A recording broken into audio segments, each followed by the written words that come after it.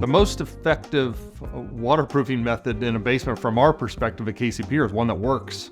So it really depends on the issue itself, but there are multiple techniques when it comes to waterproofing.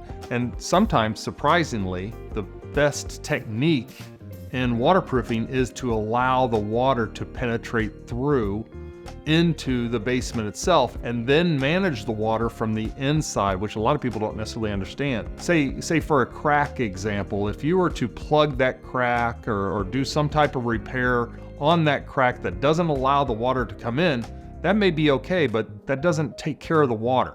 The water is then going to go to a different spot. And so it's going to find a secondary point of entry potentially, or it may pressurize that wall greater than what it would do when it would be allowed through. So that's where you want to discuss water and any type of waterproofing or cracks or water in your basement with a structural expert, because we can give you the knowledge to produce the power to come up with the right solution. And you will have multiple options. At Pier, we're a company that gives A, B, and C options.